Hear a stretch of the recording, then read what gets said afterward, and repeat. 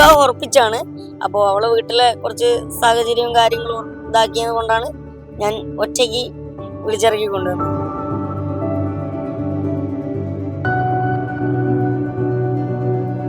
ഞാൻ ആദ്യം പറഞ്ഞാണ് എനിക്ക് സ്വർണ്ണമായിട്ടൊന്നും വേണ്ട, അവളെ മാത്രം മതി. വെച്ചാൽ അവര് 21 വർഷത്തോളം വാടകയ്ക്ക് താമസിക്കുന്നു. അപ്പോൾ ഞാൻ പറഞ്ഞു എനിക്ക് അവളെ മാത്രം മതി.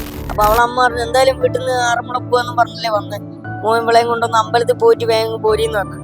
അയ്യൊരു ഗ്യാപ്പില് ഇവളെ ബാഗെല്ലാം എടുത്ത് ഇപ്പൊ ചോദിക്കുന്നുണ്ട് എന്തിനാ ബാഗൊക്കെ എടുക്കുന്നതെന്ന്. ഞാൻ പറഞ്ഞു എന്റെ ഫോൺ, അവളെ ഫോണൊക്കെ ഇടാൻ അമ്മ അതിനാന്ന്. അങ്ങനെ തന്നെ ആ വണ്ടി ചെങ്ങന്നൂരേക്ക് വന്നു.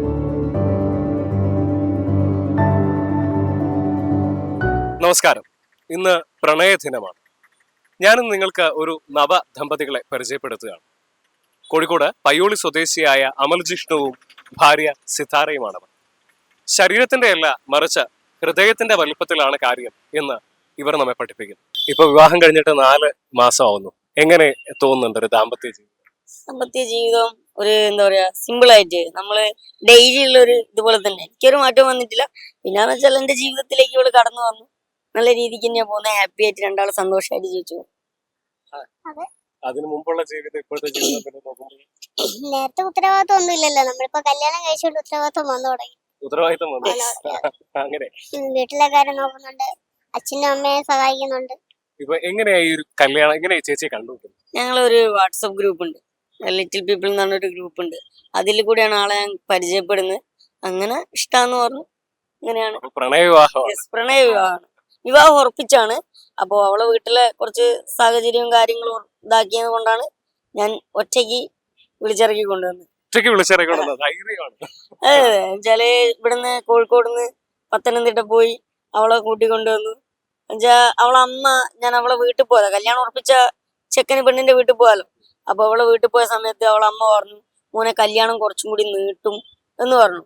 ഞാൻ പറഞ്ഞത് എന്താ അമ്മ, നമ്മൾ ഡിസംബർ 29 ഡേറ്റ് ഉറപ്പിച്ചല്ലേ, ഞങ്ങൾ അങ്ങോട്ടേക്കൊക്കെ ഡേറ്റ് ഉറപ്പിച്ചത് ആ ഡേറ്റിന് തന്നെ നടത്തണം എന്നാ പറഞ്ഞു. ഞങ്ങൾക്ക് ഇപ്പോ സാമ്പത്തികത്തിന്റെ കുറച്ച് ബുദ്ധിമുട്ടുണ്ട് മോനെ, അതുകൊണ്ടാണ്.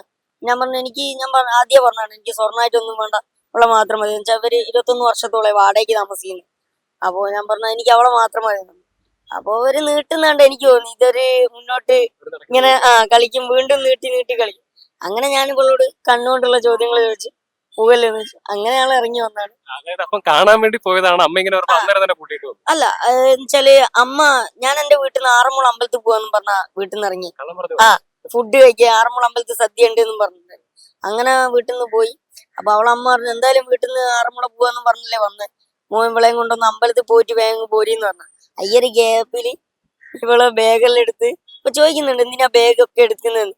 ഞാൻ പറഞ്ഞു എന്റെ ഫോൺ, അവളെ ഫോണൊക്കെ ഇടാൻ അമ്മ അതിനാന്ന്. അങ്ങനെ തന്നെ ആ വണ്ടി ചെങ്ങന്നൂരേക്ക് വന്നു. അവിടുന്ന് ട്രെയിൻ കയറി എറണാകുളത്ത് വന്നു. അച്ഛന്റെ പെങ്ങളെ വീട്ടിൽ നിന്ന് പിറ്റേന്ന് ആര്യ വൈരാഗ്യം നടത്തുന്ന കല്യാണം. അപ്പൊ ആറന്മുള അമ്പലത്തിൽ സദ്യ കഴിക്കാൻ വേണ്ടി പോയതാണ്. ഇപ്പൊ കോഴിക്കോട് എന്ത് തോന്നാൻ, അല്ല അവിടെ സദ്യ കൊടുക്കുന്നുണ്ടായിരുന്നു. അപ്പം സമയം കഴിഞ്ഞു പോയി. നമുക്ക് ഇന്നിപ്പോ വാലന്റൈൻസ് ഡേ ആണ്, പ്രണയത്തിനോട് പ്രണയിക്കുന്നവരോട് എന്താ പറയുക?